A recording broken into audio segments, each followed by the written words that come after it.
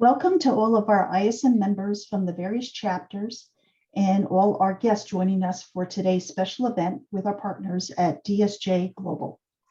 We have an esteemed panel assembled today who will be speaking on the future of end-to-end supply chain and talent in 2022. The panel will be taking questions at the end of the program, so please be sure to use the chat or the Q&A area for that. At this time, I'd like to turn the program over to Ross Williams. So hello there, everybody who's been kind enough to join us today. Good morning, good afternoon, good evening, wherever you are watching and listening to this around the world. DSJ Global here. We're going to be talking today a bit about, as Kathy kindly pointed out, the future of end-to-end supply chain and talent in 2022. Many of our audience today may have seen things in the news regarding the current supply chain climate, things on LinkedIn and other webinars with regards to supply chain on the basis of operational things that are being done, operational things that are being improved upon. Where we think this particular webinar will be different, unique, and hopefully add value is that we will be talking about the future of supply chain and talent, naturally, of course, from a headhunting search firm perspective. So we're going to be talking about things such as, with regards to our agenda, we're going to be giving a bit of an introduction to myself and my colleagues here on the panel. We're going to be giving a bit of a 2022 industry outlook. We're going to be very much talking about the particular in-demand skill sets within supply chain that we are seeing from job seekers as well as employers and our candidates. We're going to be touching on some compensation trends we are seeing in the marketplace across all 50 US states. We're also going to be looking into some relocation trends that candidates are going through right now, some strategies to attract and retain talent. And then, like Kathy said, at the end, we're going to be doing a Q&A session. Before we go on to the next slide, guys, just to quickly point out, many of you guys listening to this may be digesting all of this information from different perspectives. Some of you might be hiring managers, currently hiring in your supply chain teams. Others of you may be job seekers, maybe candidates looking for your next role.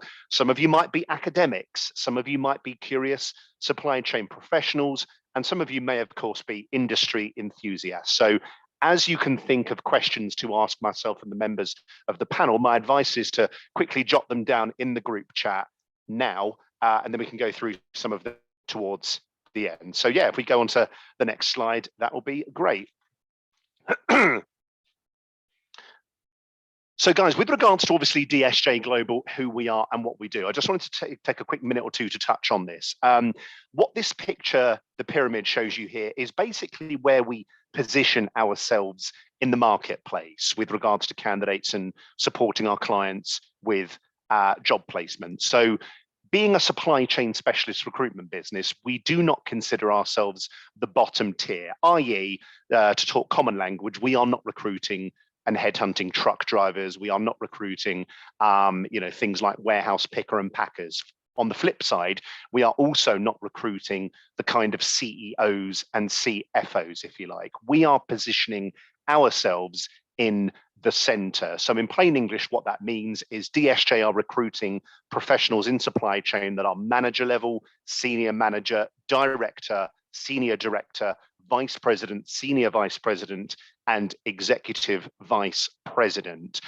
Three quick numbers for everybody. We don't normally publicize this externally, but obviously for all of you that have been kind enough to join us today, DSJ Global has now been around for well over 10 years, but in the last 5 years alone, I'm really proud to say that my colleagues and I have actually placed now in the last 5 years, approximately 2,000 plus candidates into more than 350 different organizations within 45 of the 50 US states. The average time it takes us to fill a vacancy, regardless of seniority, on average is about 5 to 6 weeks. And one couple of USPs I think our firm has that I want to touch on briefly is many of us maybe know of or have spoken to other search firms who sell themselves, if you like, as being the go-to recruitment company for the retail industry or the go-to recruitment company for the pharmaceutical industry. In my experience, one reason amongst others why hiring managers in particular love working with us and come back to us again and again and again and again is because, quite frankly, we market ourselves not as industry specialists, but as functional specialists, i.e. we are subject matter experts in supply chain. So we can recruit supply chain positions, but in the pharma industry, in the retail industry, in the consumer goods industry, in the medical device industry, and so on, so forth. So hopefully, in a nutshell, that gives everybody a bit of perspective with regards to DSJ Global and who we are.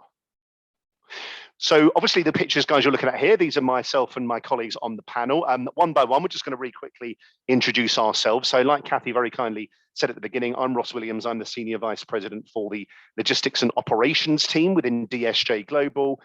As I described a second ago, my team recruit people from manager all the way up to sort of EVP level. And my team also recruit these positions in any industry. So that's myself. Hi guys, my name is Andrew. I lead our engineering recruitment team focused within the heavily regulated industries. So we focus recruiting engineers within the industrial, mechanical, electrical, or chemical engineering disciplines.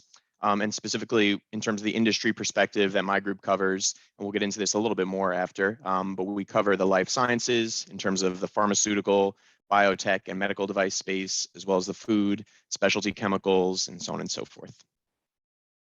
Hi, everyone. I'm Cecilia Etheridge, and I lead the other half of the engineering team.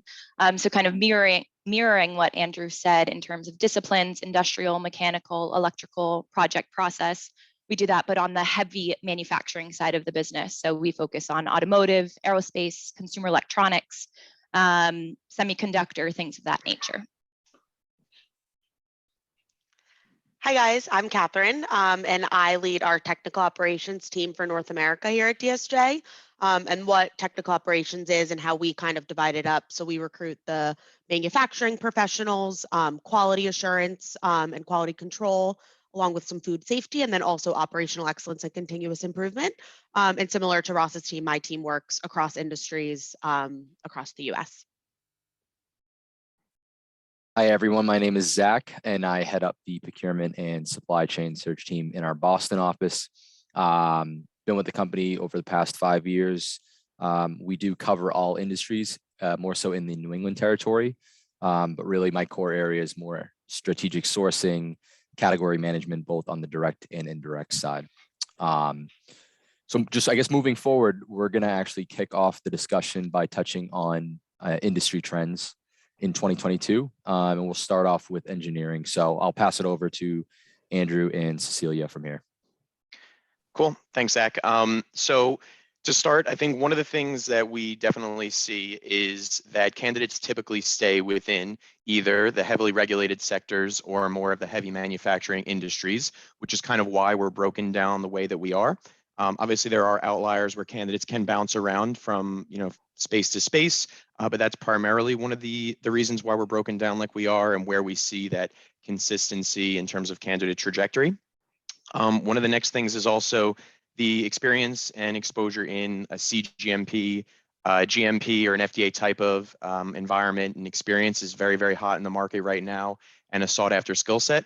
One in particular from a few of our clients that has been something where clients have been approaching us a lot about is candidates within the aseptic experience. Awesome. And then on more of the heavy manufacturing side of the business, like I said, automotive, consumer electronics, aerospace, one thing that we're seeing a really big push for is the complex hardware systems. So obviously hardware has been around for some time, but there's been a major push for what my clients are referring to as complex hardware systems. So this basically combines complex hardware with smart software, resulting in that advancement of product capabilities. A simple example here could be, in the automotive industry, we've seen a shift from the standard kind of radio consoles to the full infotainment gamut, which does, streaming apps, Google Maps, again, just really meshing that complex hardware with the smart software. And you can find this across all industries from consumer electronics with speakers and wearable devices to aerospace and their flight control systems and even in defense. So that enhancement from that standard hardware to complex hardware systems has been immense. And to be honest, it's been really exciting, at least from my position, to see the shift take place. Cool. Then moving to procurement. So one of the big trends we've begun to see and will continue to see throughout the year is the move towards digitalization. So what does that mean exactly? Some companies, typically larger, more established ones, are looking to remove the need for procurement professionals that do more of the tactical transactional work that's historically been done in the past. So just basic contracting, handling purchase orders, just day-to-day non-strategic work. Moving forward, companies are planning to digitalize these efforts and make them more automated. So that's going to continue to take some time, but it revolves more around data analytics and even like artificial intelligence learning. The next point basically goes hand in hand with digitalization. There's been an uptick in clients wanting candidates with more of that business analytical type background as they move towards building more of a center of excellence to support their overall supply chain function. So candidates with more of a technical background have been in demand. Those that provide like metrics, tools, dashboards, KPIs through using Tableau and Power BI, and kind of articulating those stats back to stakeholders. And then lastly, IT procurement, which for me in the New England region at least has been the most in-demand skill set, yet also the most difficult to find. And there's always going to be a need for strong IT technology candidates, regardless of the industry or sector. So that'll be a big point in 2022 as well.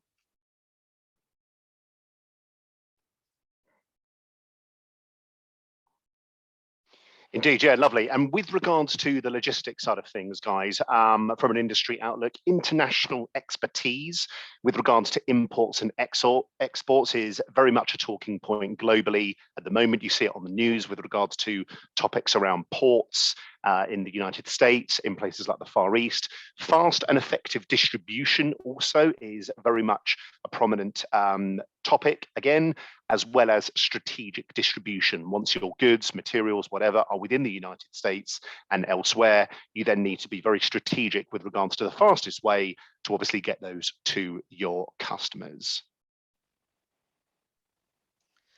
Yeah, and then going off of Ross's point, obviously a very hot button topic right now are all of the supply chain issues. And the way that we've seen that in the technical operations space is that a lot of our clients are being forced to alter their manufacturing processes to mitigate those supply chain issues.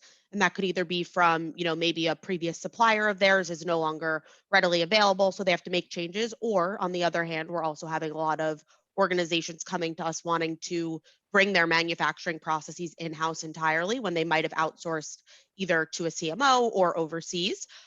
So with that really has, we've seen a rise in demand for operational excellence talent, particularly around candidates who are experienced with, process improvement, process optimization, cost saving initiatives, and anything like that, really just to do anything that they can to mitigate those supply chain issues and get their product in the hands of their customers faster.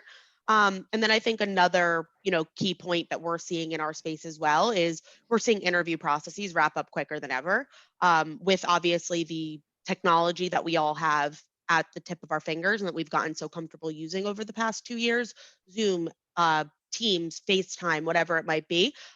We're seeing a lot of interview processes that might have dragged out for 3, 4, 5, 6 weeks, wrap up in as quickly as a week, just because we're utilizing technology, which helps scheduling and then also kind of allows the ability for, to have 3 interviews happen in 3 days when it previously might have taken 3 weeks. So pretty cool stuff there.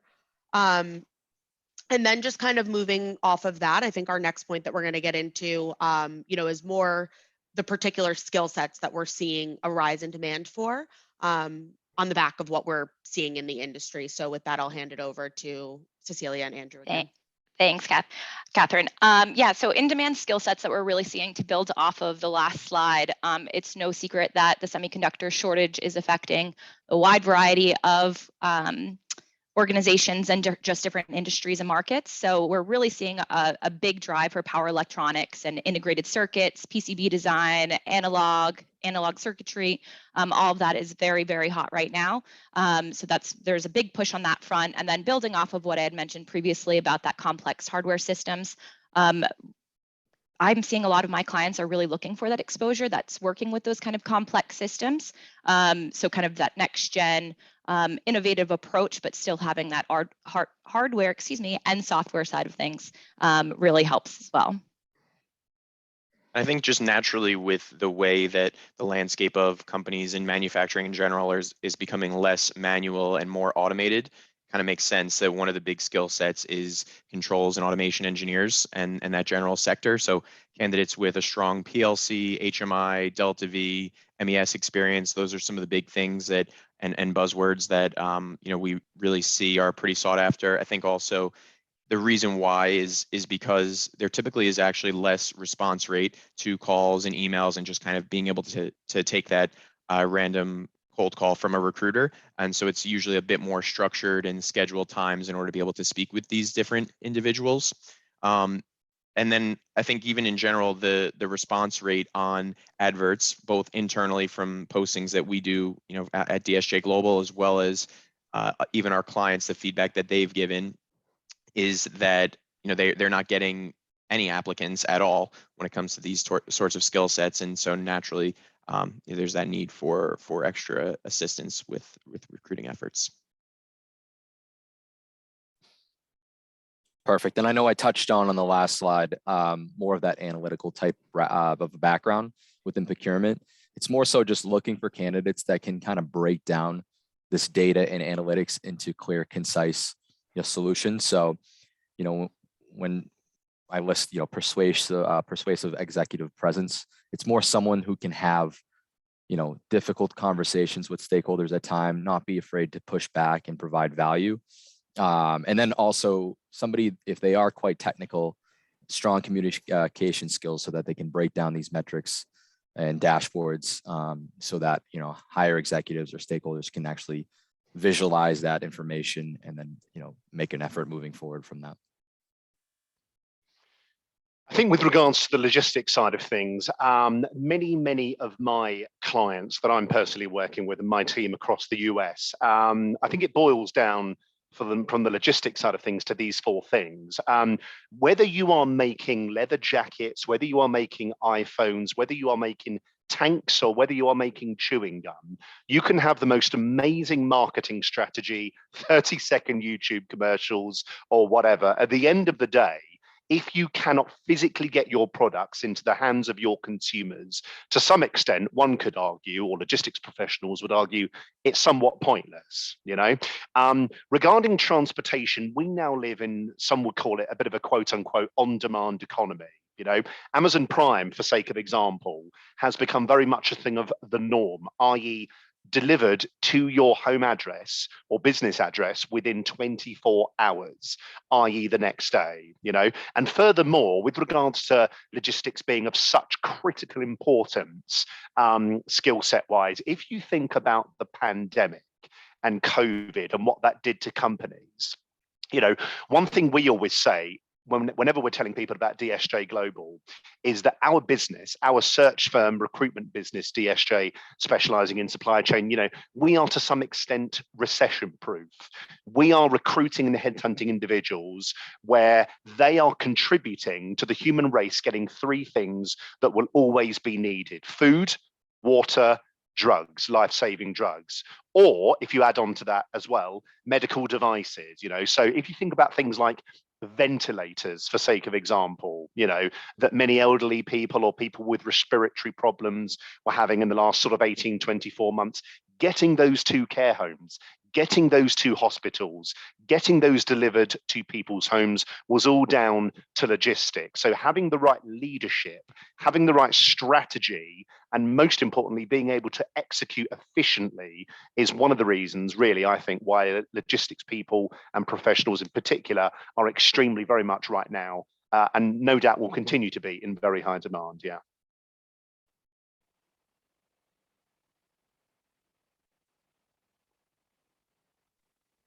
Yeah, thanks, Ross. And kind of going off from the technical operations standpoint, kind of going off the last slide in terms of the industry outlook, one of the biggest things that we're obviously seeing is organizations needing to completely revamp their manufacturing processes to either, meet a changed demand or to, mitigate the supply chain issues that they may have been having. So with that, we're seeing a big demand in technical manufacturing skill sets, and kind of, going back to Ross's point, that's across industries. So this could be a food company that maybe they used to outsource their packaging, or it could be a packaging company that used to outsource where their resins were being made, or whatever it might be. We're seeing companies who have a need for a skill set that they've never needed in the past, and in many ways don't know where to look, which is a lot of times why they come to us, and something that we're seeing more and more of a rise for, of something very particular, very technical, and very niche, and really kind of needing that in order to move the business forward.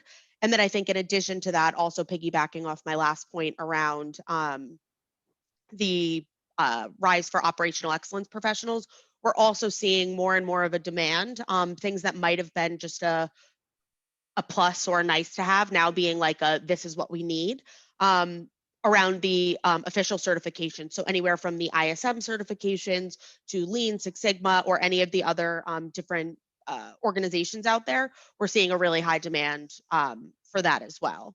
So then I guess with all of that, I think what we'll kind of jump into next is around the compensation trends that we're seeing. Indeed, yeah. Now, with regards to some compensation trends my colleagues and I are seeing in the marketplace right now, this slide may or may not be the juicy one, the one that everybody wants to make a note of. So I want to begin, everybody, by touching on the second point in particular to kick things off with, which is a rise in compensation. We all may remember, or at least for me it was, the miserable lockdown in kind of like the early spring of 2020. Many organizations, whether you were a retailer or a food company, whatever you were forced to go on lockdown. And in particular, since 2020, the biggest change we have seen, or trending change in compensation, relates to work from home. Now, there is, of course, a debate with regards to the work from home across the United States and elsewhere in the world, which is this a right of employees, or is this a luxury? But that is a whole nother debate for another time.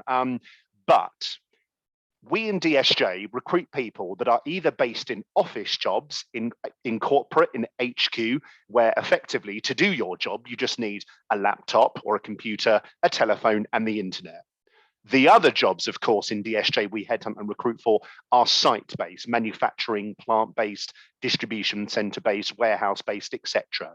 For the positions where they are office-based jobs, we have now seen employers across the country in many different industries now being more flexible to offer either fully remote jobs and/or hybrid jobs. Hybrid, of course, being where you do not have to relocate to the HQ city and state or town and state. You can remain in your current state, but obviously travel periodically to corporate. And if you are an employer in Pennsylvania, for sake of example, and your HQ was in Philadelphia, before the pandemic, you would have said to a search firm specializing in supply chain like DSJ, guys, ideally, I want to start local. I'm recruiting an office-based position and I can pay XYZ, but they must be local. Now, post-pandemic, that employer is now willing and able to offer somebody a job, theoretically, who could be based in any of the 50 states, but they may have to work, in my example here, on East Coast hours, for sake of example. By doing that as an employer, you are now opening up your pool of candidates that we can go after to not just 2, 3, 4 states, but 50 different states, which leads to increased choice and therefore increased competition, because now as the employer, you might be, if other employers are doing the same thing as you might now be competing with 3 or 4 different employers, and therefore obviously the price of a candidate, for want of a better phrase, goes up. So very briefly, I wanted to run some people through some real life examples of the rise in compensation. Before the pandemic, nothing to do with bonuses or long-term incentives, before the pandemic, for a manager position, on average, across all 50 states, the base salary was probably somewhere between $80,000 to $120,000 a year. Post-pandemic, that is probably $100,000 to $140,000. Directors before the pandemic, base salaries, probably $120,000 to about $160,000. Post-pandemic, $130,000 to about $185,000. Vice presidents, base salaries. Before pandemic, 200 to about 270. Post-pandemic, 230 to 320. And then things like senior vice presidents, again, base salary only here, 250 to 400. Post-pandemic, 300 to 450. Sign-on bonuses, again, this top bullet point, everybody. Companies are now being far more aggressive with regards to getting candidates ASAP.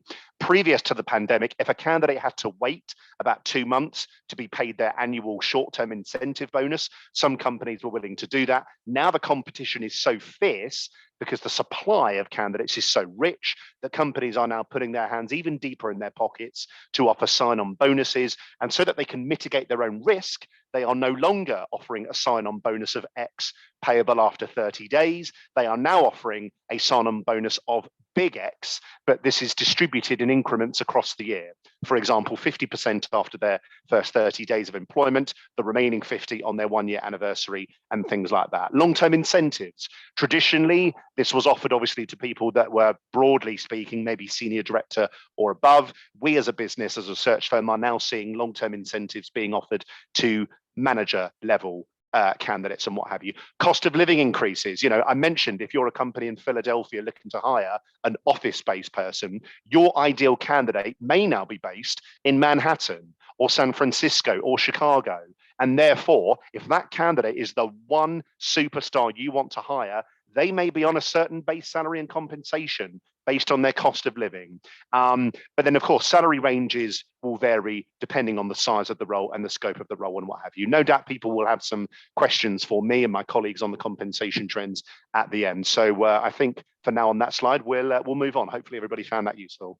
I actually had one point to add to that, Ross. The last bullet point, just in regards to salary ranges based on the market, I often find my clients will come with a number, let's just, for example, like 110, and they'll say, Cecilia, we want a mechanical engineer, 6 years of experience, and the market says we should pay them $110,000.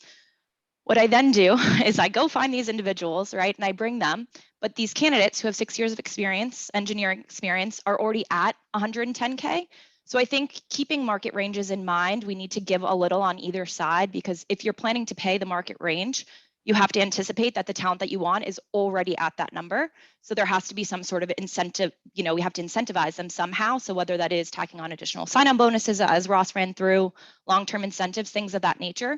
I think a lot of hiring teams I see base everything off of market price without actually considering the fact that these candidates are at that market price already and need to be incentivized a bit more.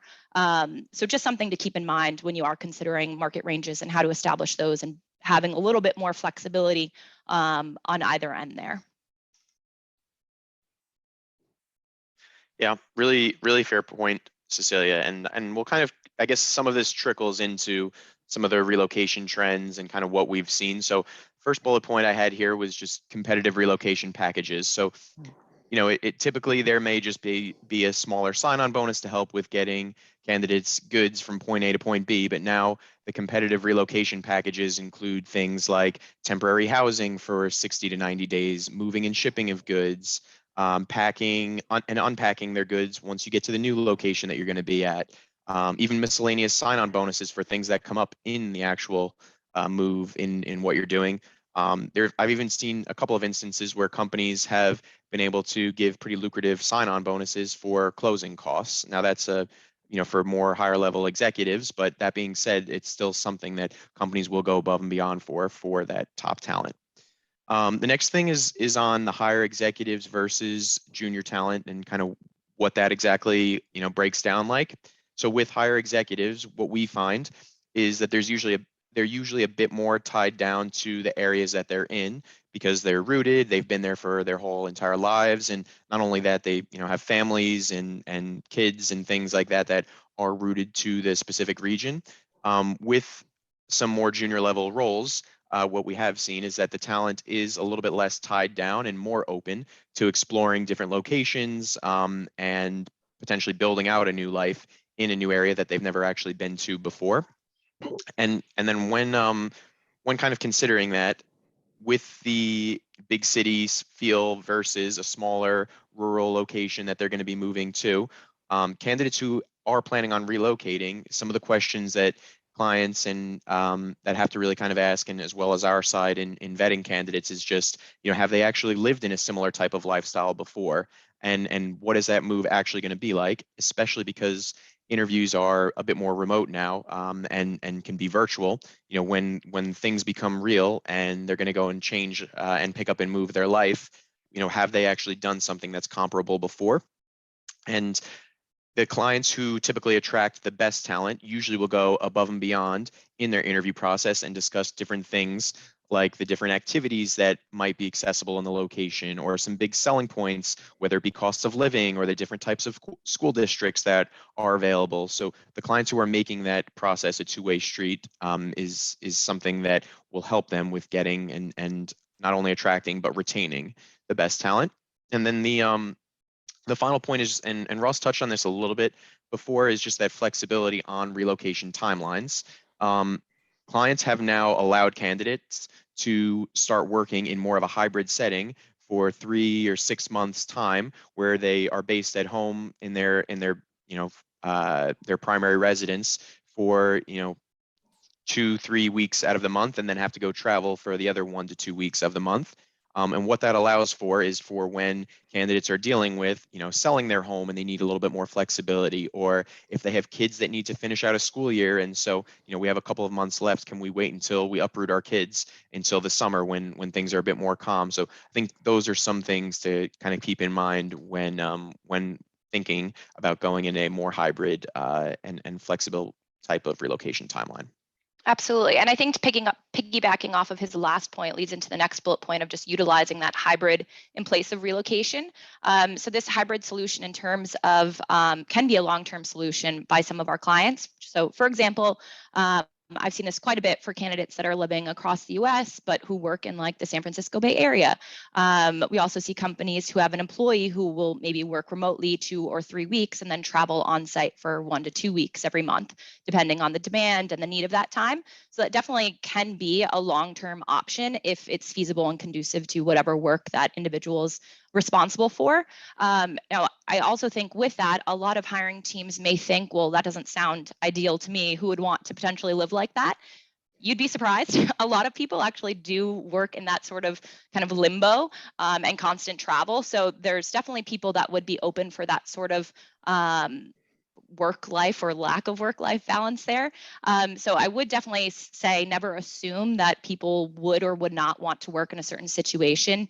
You never really know what people are flexible for in their home situations. So I think it's better to give them more options than to kind of take them away and make those decisions for them. Then the next bullet point is flexible work hours. So we've had quite a few clients adjust work hours to make commuting and start times more conducive to just support regular life and everyday hurdles that we have to go through. So this could be great for individuals who have to do the drop off and pick up for their children, school-age children. This could also be potentially readjusted, start times to avoid peak hours. I'm not sure who here's in like the tri-state New York area or over in LA or San Francisco, Boston.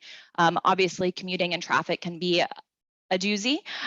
So I would definitely say if there's any potential to adjust those start times to accommodate those individuals who might be commuting from further out, obviously traffic can really add an hour, 30 minutes to any sort of travel time that might deter some people. But if they could have that flexible start time or end time, it might really help just in terms of alleviating that commute.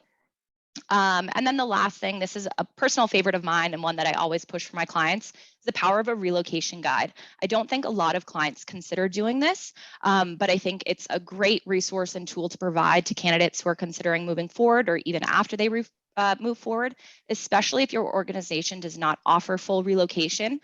So the smaller your relocation package is, kind of the denser I would suggest this guide to be. So these guides could basically include any information on the local area. It could be popular residential neighborhoods, things to do, local attractions, top school districts, cost of living information, local real estate details, for people looking at new homes, local brokers for people that are going to need to rent. Any resource or information that someone relocating might need or be interested in knowing would be super helpful. It's also a very cost-effective thing to make. It should cost little to no money. You can make it in-house.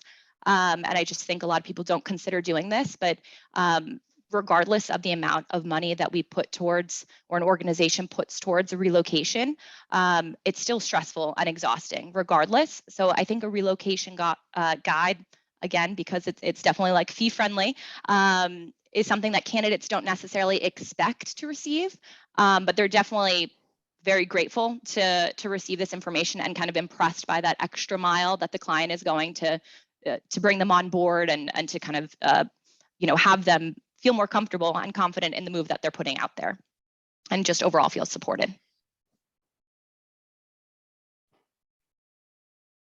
Perfect. Great points, Cecilia and Andrew. A lot of crossover into this last slide as well. We probably could have had a lot more bullet points, but we try to summarize in about 8 or so. So yeah, again, strategies to attract and retain talent. Just the first one is sort of self-explanatory, but outlining a growth trajectory.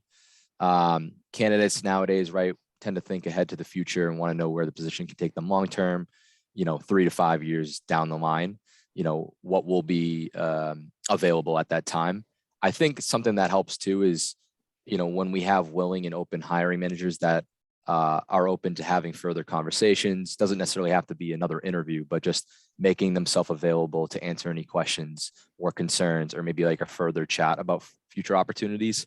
And it just goes to show, like, maybe that is the type of person that you would want to work with, someone that makes himself, available when needed. Creating attractive compensation packages. Ross had touched on this too. Even more so recently, I've seen some job descriptions on LinkedIn will actually say the title and then sign-on bonus. So that's something that we've never seen or used to not see in the past, and it'll be like one of the first few questions that I get from candidates. But aside from that, there's been a lot of scenarios where clients aren't necessarily willing to put their best offer out from the start. In my personal experience, this usually tends to lead more back and forth, counter offers. And I've had a scenario or a few scenarios where the candidate gets turned off altogether and just doesn't even bother counter offering. So assuming we as consultants are doing a good job of managing the client as well, then having the client put out their best offer from the get-go usually works best for both parties. I'm not sure if Catherine has anything to add on the tech ops side there, but. Yeah, I think you pretty much hit it, but I think things as simple as they don't need to be big, giant, grandiose gestures. It can be something as small as a $2,000 sign-on bonus, or, a cell phone reimbursement, just something small to make candidates really feel like that they're getting something else out of this. It doesn't need to be some big expense. It can be as small as that, which I think I've seen anyway, can go a really, really long way. Absolutely. And then just any other incentives that can be included in the job offer. We talked sign-on bonuses. Is there equity involved in terms of RSUs or LTI? More recently, I've seen a client offer a monthly stipend to cover any travel-related expenses. So just things like that, and that kind of leads into the next bullet point of even some form of educational reimbursement. Yeah, absolutely. And I think kind of going back to the last point as well, when it comes to the education, I feel like when especially as an employer or the one who's going to be signing the check, when you hear education reimbursement, your mind probably immediately jumps to like a, $50, $75, $80, $100,000 MBA or other sort of master's degree.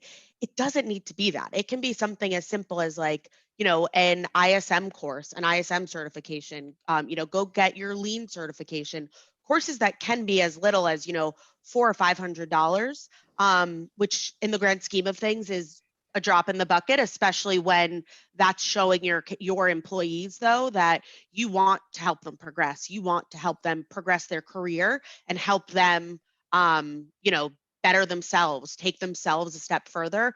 And I think we don't always need to think so big. Obviously, if you can offer those big things, that's great. But it can be as simple as that, I think, which is, a big thing. Just sort of offer what you can. Absolutely. And then moving to flexibility too. This is big in the procurement space because you don't necessarily need to be on site in office 5 days a week. It's kind of the day and age that we're in now. No longer are the days, at least in procurement, where you have to be on site every single day. So there's a lot more flexibility now post-COVID We have seen a big uptick in the amount of remote and hybrid jobs. It's usually the first question I get from candidate, to have to be on site. How often? Is there flexibility? Can we do, there's a lot of questions around that. If you're not offering any sort of flexibility as a client, it makes our jobs a lot more difficult, and you're kind of considered old school in a sense. So you might lose out on talent. And then on the client side, it's more, I guess it's a positive for them. Things like, saving money for rent. So maybe things they used to do in the past are no longer strategies that they follow now. I also feel like the remote flexibility too, it's one of those things that some hiring managers are afraid that it's going to be used and abused. But I know I speak for myself. I have 8 work from home days. I maybe a month, I maybe use 1, but in conversation it comes up and I'm like, yeah, but it's so great to have them when they're, if I need them. So I feel like people do definitely think highly of those kind of additionals and perks, but they don't necessarily always take advantage of them. It's kind of just good to have just as like a safety net. Yeah.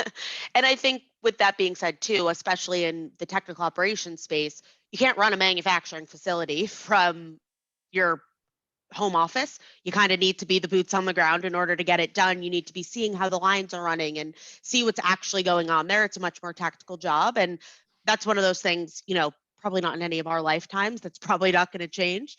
So one thing we're seeing that just so people, candidates, because obviously everyone knows, and it's a big hot button thing to have the remote flexibility so they don't feel left out, so to speak. Something we're seeing is, I've had some clients kind of say, so there can be more of flexible working hours, kind of what Cecilia was saying when it came to in terms of commuting.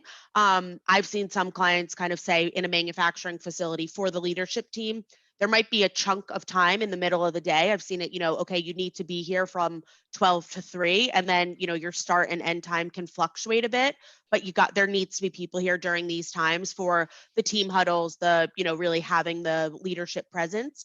But ultimately having the understanding of, you have to work an 8-hour day, 10-hour day, 12-hour day. How you break that up, when you start, when you finish, that's fine. But giving candidates sort of that flexibility of what's going to work best for them. And I think that kind of leads into the next point around the mentality that it's a two-way street. People just want to feel valued and want to feel like that their voices are being heard, that the person that they're working for values them. And I can say pretty confidently, the more valued you make your employees feel, they're going to do better work for you. Like happy employees are going to do better work. They're going to stay with you longer. They're going to want to help the business grow and do what's good for the business because you're obviously showing them that. So really know that it is a two-way street. Yes, candidates are ultimately working for the clients, but it's also the clients, you're employing the candidates, and it's your job to not just attract the candidates and wave something bright and shiny in their face, but really work to retain it. So listen to what your competitors are doing, hear what's going on in the market, and also just kind of pick up on what they're asking for and see what you can do. And then, Catherine, just to add a quick point to that. So, my belief really is it is a candidate driven market. We have clients that are really good about that, and then others that are not so good. And you obviously can't name names, but there's been some story. We just got feedback from a client that said, this person had no idea what our culture was. They weren't prepared. But part of the process is they also need to sell themselves to the candidate. We had another client that was, saying that, the person just wasn't prepared. So there's multiple ways. It just goes back to the point of it's a candidate driven market. It does go both ways. So yeah. And I think that kind of, leads into the next point around marketing materials. Cecilia mentioned this in terms of a relocation guide. So obviously our job, as supply chain recruiters, we're going to find the best supply chain professionals, but we can obviously do our own research, but anything you can provide us as a client on how we can continue to sell your company, it's just going to get you that much closer to getting your ideal candidate in the door. So when it comes to marketing materials, I think going back to the point around perks and benefits and stuff needing to be something elaborate, things as simple as, having some employee testimonials either on your website or putting them into a PDF document, and letting us send that to candidates, that's huge. I recently had a client who had no marketing materials, and candidates kept kind of asking me about it. And I finally said, I gave the small idea of, why don't you go ask some of, your 10 newest employees what it's like working for company, and write that down, some bullet points on your company letterhead, save it as a PDF, and all of a sudden there's some marketing material for you. Or, maybe you have some tremendous, health insurance benefits, or you offer free lunch Fridays. Like, put that in. It's pretty simple with all the technology that we have to create these things. Create them, and even if it's just for us, if you don't feel comfortable with us sending it out, even if it's just for us to be able to regurgitate that back to the candidates, it goes a long way. Because again, like Zach said, it's a candidate driven market, and candidates have more choices than they ever did. They're going to want the choice that brings them the most, and the choice that is selling themselves the most, is what we see. And then I don't know if you guys have any points around marketing materials in addition to that, or anything you've seen recently. I just think that it sounds silly. I feel like it just sounds so silly, something so simple, but it really does go so far, and it sets you apart. Because I think the biggest thing is that these things, candidates don't always ask, and they don't always think of these things.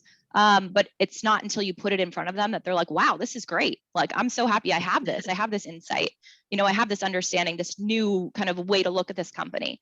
And it's just something so small, so easy. And I feel like a lot of people will sit there and be like, that just sounds so simple and silly. Like, yeah. But it's that simple. It's a lot of little things, in recruitment and considering a job, the little things are the big things. Yeah. It can even be as simple as a YouTube video that gives a 30-second highlight of what a glimpse inside, without obviously revealing proprietary information, but what a glimpse inside the big campus that the company just spent hundreds of millions of dollars in investing in, or this really cool production line, or how this product is maybe helping affect the lives of so many individuals. Like, those 30-second, 1 minute long videos go a long way. Absolutely.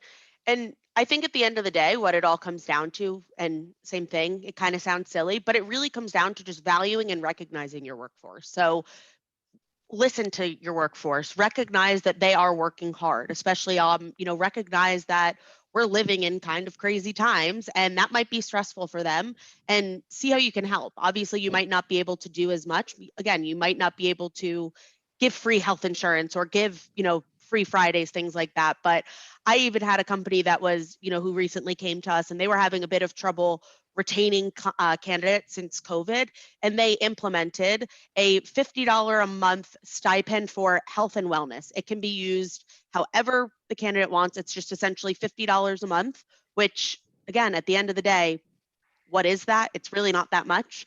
It's drop in the bucket. And they said they've seen, just from a day-to-day, company morale standpoint, the morale on the floor in the manufacturing facility, even from the, hourly union employees, they've seen such a difference from things as small as that. So just recognize that people are working hard, that they, and say that you appreciate it in whatever way you can, I think is the biggest thing. And, going back to the point of people, if the more value they feel, the more value they will create for you and for your organization.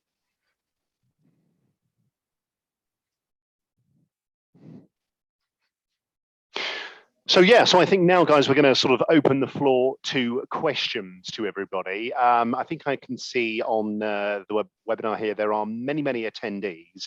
So my best advice to everybody watching and listening here is, if you do have a question, however big or small, please do indeed grab your keyboards, tap away, and ask away, because as the old saying goes, no question is a silly question. Believe me, we've had a few.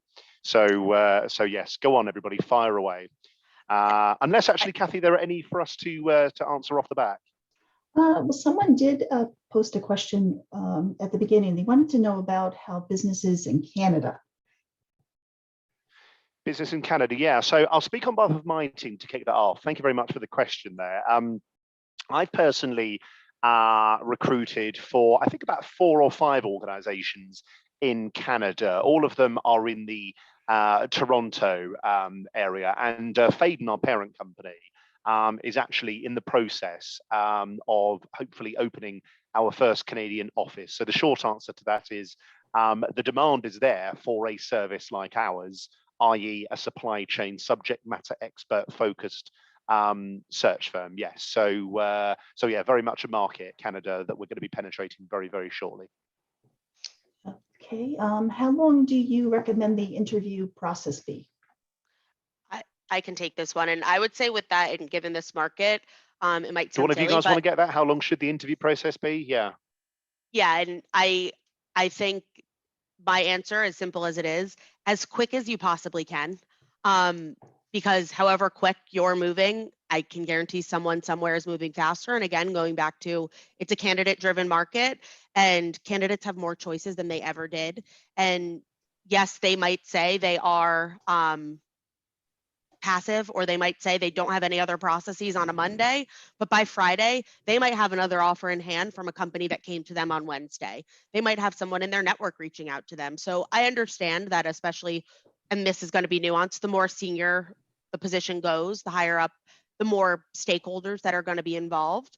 But I would say just be as flexible and be as creative as you can. Take a Skype call. Maybe it might have to be out after hours. I actually recently had a client and a candidate that it was the COO needed to meet the candidate. It was for a director level interview. They met in an airport on a layover on the way back and had a cup of coffee, and that was part of the interview process. So get creative, but just do it as quick as you possibly can. And then I think the other flip side of that is, obviously, if you're unable to make it super quick, if it is going to drag on a little bit more, be transparent throughout from step one of, like, this is going to be this amount of steps, and it's likely going to take this amount of time. So that way we can communicate that to the talent pool accordingly. And also, I think just one thing to note, if you are doing a quick process, I know at least on the engineering side, candidates that we're reaching out to and working with are usually start more passively. And then once we bring the opportunity, that's kind of when they get their feet wet and then start exploring. But I would definitely still encourage to keep that kind of two-way street mentality, because if you do move very quickly, some candidates can get a little bit skittish in terms of, this is moving so fast, I haven't even had a chance to digest this. So make sure that you're making the candidates feel comfortable, you're selling the opportunity, why it's good, asking them kind of those deeper questions to make them feel more invested in the opportunity. Because I feel like sometimes if you move too quickly without giving the candidate back and selling yourself or the organization back to the candidate, they can almost get deterred. So there definitely is a fine line to dance through that quick process. But very good point on the last end, Catherine, in regards to being flexible. It's definitely something we're seeing quite a bit of. Okay, another question came in. What non-supply chain college degrees are the most successful, converted to successful supply chain careers or positions? I would say, like, not being biased in any sort of way, technical engineering degrees usually translate pretty well, and even having some exposure to kind of knowing the technical operations and the procurement space a bit, I think, and even it goes as far as the logistics space. Someone who maybe has like an industrial engineering degree, but maybe has pivoted and done some different things where they've tapped into maybe more back end or front end type of roles in the supply chain. I think I've seen technical engineering disciplines usually show the best. And then I think even just being mindful of other sorts of certifications or things that can help if you don't have access to maybe those sorts of degrees, or you don't want to go back to school for a full master's program. Can you do like a Lean Six Sigma degree or some sort of PMP certification that will help go that extra bit and mile? Okay, what is the Yeah. process, next steps to learn more about where we might fit into your opportunities?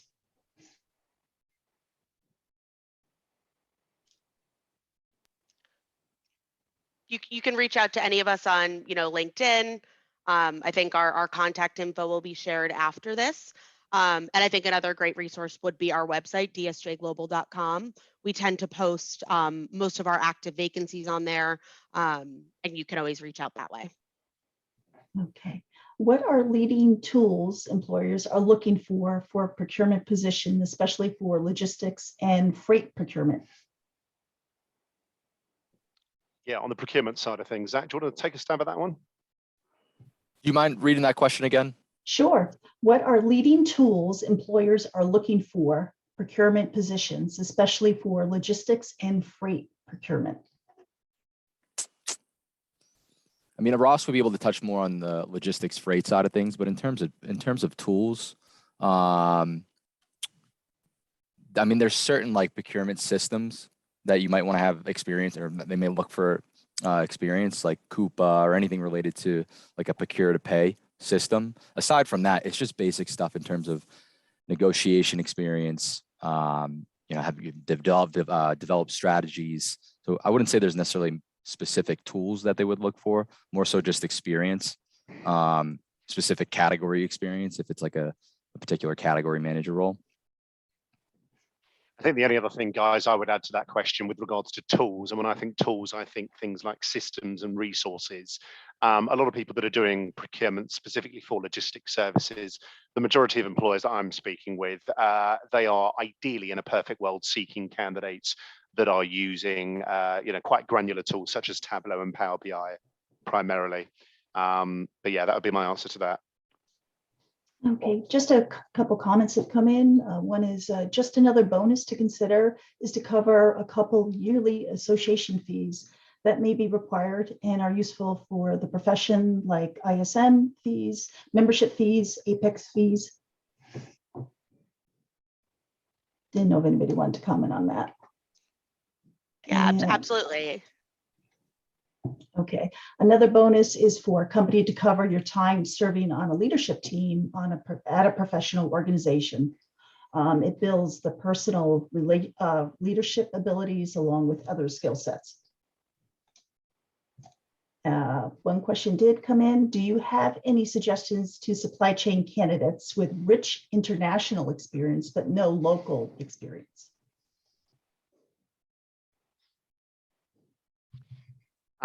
Yeah, I'll take a stab at that. So there are many individuals, for sake of example, from Europe, from the Far East, that often reach out to DSJ Global to try and obviously seek employment here in the US with a firm.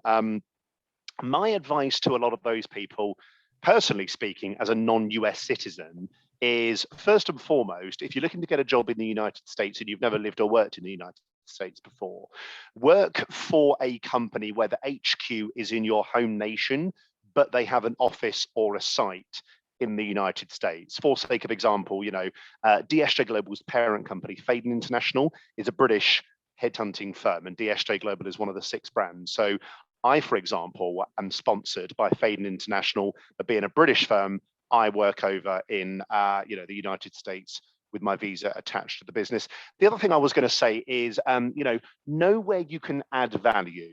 If you do supply chain and you're based in Europe or you're based in the Far East, when you put your resume or CV, whatever you want to call it, together, do not just build a resume where it may as well be a collection of mini job descriptions. Don't just be saying, I'm responsible for X, Y, and Z. Make a point of showing where you can add value, i.e., where have you helped an organization, even in your own country or elsewhere outside of the US, where have you helped them save either time or money? Because never forget, if you're a supply chain professional, you work in a function within an organization that is, broadly speaking, there to cut costs. Other functions, for example, such as sales, marketing, one could argue are revenue generating functions. Supply chain people, in my humble opinion, are in many cases the unsung heroes. You have individuals that are paid in terms of total compensation $250,000 a year, but yet their return on investment for the company with which they work can sometimes be 10x of that, based on renegotiations they do with logistics companies, what they are buying and procuring around the world, the kind of manufacturing and maintenance fees of the sites in which they work. So, like I say, if you are not a US citizen, you do not live in America, but you are seeking employment in America, Canada, wherever, know where you can add value, I think would be some big advice that I would give on that. Yeah. Okay, thank you. We're actually approaching the hour, so we're out of time. If there's, I will be collecting if there's any other questions that we didn't answer live. We will be sending it over to the DSJ team, and they'll get back to you on that. At this time, I'd like to do a special thank you to the entire panel and all of our attendees for joining our program today. At this point, I'm going to close out the program and say thank you and have a wonderful day. And we will be sharing the recording later today. Thank you all for joining us. Thank you. Thank you all. Thank you, everybody. Take care.